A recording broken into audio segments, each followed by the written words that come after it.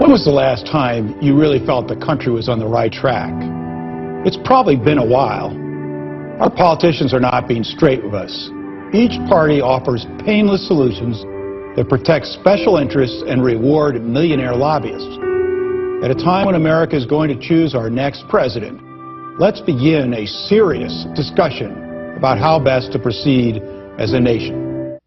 And that is a portion of the internet ad that former IRS Commissioner Mark Everson used to announce his 2016 presidential run. Mark Everson joins us right now. As the former IRS Commissioner, Mark, you got to admit, a lot of people have problems when they hear the letters IRS. That kind of makes it uphill to begin with, does it not? JD, thanks for having me. You're exactly right. Look, nobody would say that the IRS commissionership is a traditional launching path for the presidency, but I'm doing this because I'm concerned about our country. I want to get us back to constitutional governance. I want to tackle issues like the lawlessness of the big banks and achieve fundamental tax reform. You served on Ways and Means. You know how hard that's going to be to get done, and who better to do it than somebody who ran the IRS? That's the way I see it. Well, let's talk about that. The letter you have written to America outlines 6 initiatives, and you've got fundamental tax reform number 1. Tell us what kind of reform you're talking about in terms of taxes. Well, I think we need to move to a consumption tax. If we do that, that'll take 150 million Americans off the income tax rolls.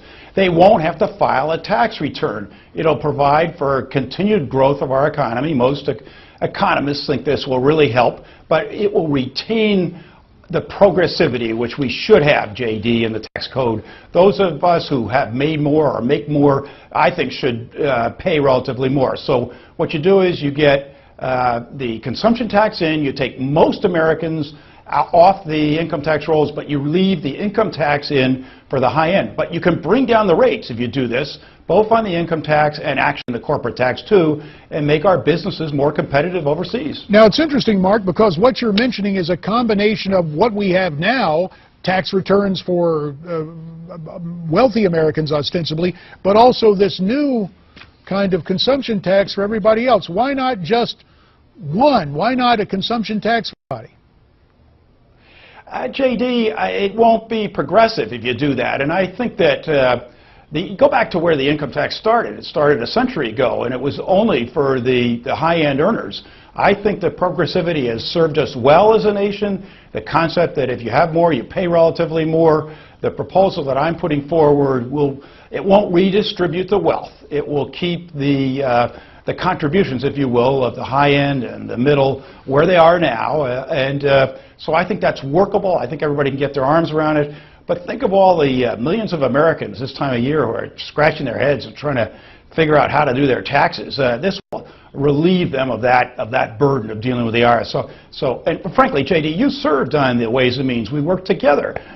Do you think that this 1986 approach where you try to pare back provisions is going to work? That's going to be a horrible food fight. I just think it'll be too tough to get that done. Well, Mark, I believe, for the record, is a consumption tax reform, but tax reform across the board. My fear is when you leave some element of what's in there from days past, when the other side gets in control, they just go back and raise taxes. But you're here to answer questions, and I want to have a few more for you in the 4 minutes we have left. Okay. Item number 5 Sure. on your 6-plank letter reads as follows: reinforcing the American tradition of assimilation through comprehensive immigration reform. We're not having assimilation now with the newest Americans who are, and that's being way too diplomatic to people who are coming here illegally. Do you really think comprehensive immigration reform, a.k.a. amnesty, is the path to go? I think that concept of assimilation has been lost, and that's what we need to get back to, lest we end up with the incoherence, the chaos, and the grave division over how to deal with things like radical Islam that you see in Europe, JD. So, yes, I would secure the borders. I would put in the E-Verify so that we make sure that we have the hiring not only take place for those who are authorized to work, and I would provide the amnesty. Those 11 million people aren't going anywhere. I would let them have citizenship, except for the criminals, the ones who haven't paid paid their taxes, because I want them all in America. We need everybody pulling in the same direction here. Have everybody learn English? Absolutely. But we need people who are full participants in our society. That's what we need to get back to. So, Mark, you give us some straight talk. You say, no beating around the bush, you are a pro-amnesty Republican. Being very candid about it, here's Absolutely. my concern. We don't secure the border, and people continue to come. Being pro-amnesty, doesn't that say to people who came here lawfully, you guys were suckers. We let these guys break the law and come on in.